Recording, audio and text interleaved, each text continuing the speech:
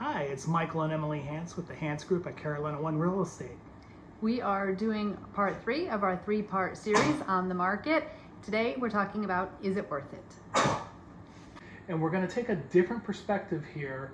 We're going to look at things from an investment standpoint, and then we're going to bring it back to the housing market. So, like before, most of this data came from a town hall. The keynote speaker was Steve Harvey, who is a real estate thought leader, who specializes in market trends and analytics. Also the creator of the Keeping Current Matters industry newsletter, and a prolific media contributor. Additionally, I went ahead and kicked in slide as an example from Lab Coat Agents as well, which we'll get to. So, is it worth it? When you look at long-term investments, as of 2023, real estate is still considered king. And that's with 34%, and that's in comparison with gold at 26%, stocks and mutual funds at 18%, savings accounts and CDs at 13%, and bonds at 7%. So why? Why would that be the case? Why would real estate be king? Well, if you look at historical, and again, we're focusing on historical data because I can't predict the future, so the best thing we have is to look at historic trends and historic numbers. And you look at the national average from 1991 to 2023, so a 32-year period, the national average appreciation, change of prices or change of home prices, is 290.2%. That's outrageous. And just some of these numbers, Colorado in the last 32 years has seen a 565% increase in real estate value. North Carolina's 303, Florida 427, South Carolina, which is actually my home market, 296.5%.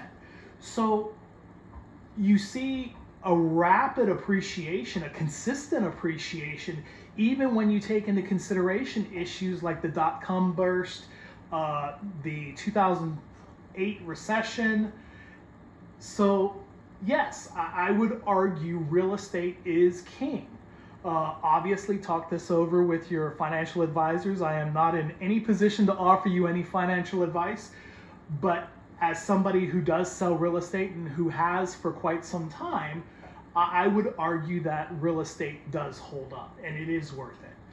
So if you loop that back to not the investor, but to the first-time home buyer who's renting, what does that look like?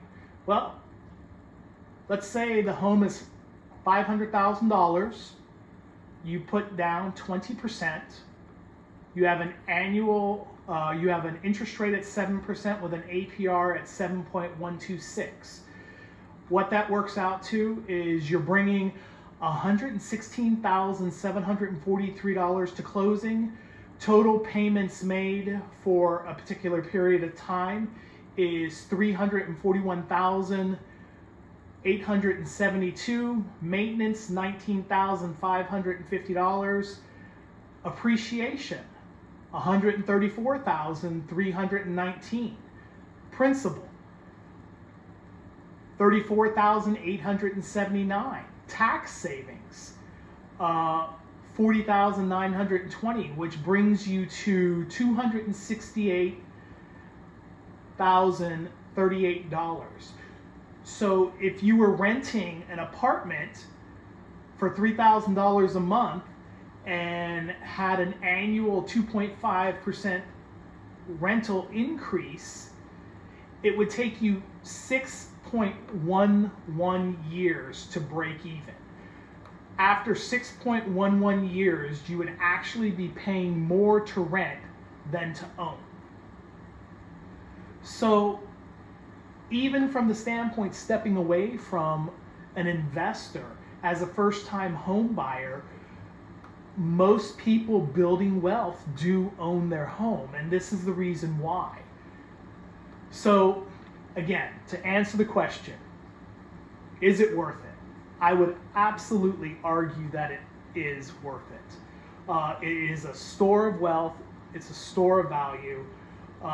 If you'd like to learn more, please send us a message. You can contact us on social media, the Hanst Group at Instagram or on Facebook. You can visit our YouTube page, like and subscribe to the Hanst Group on our YouTube page. We look forward to seeing you. Thank you very much. Bye. Bye.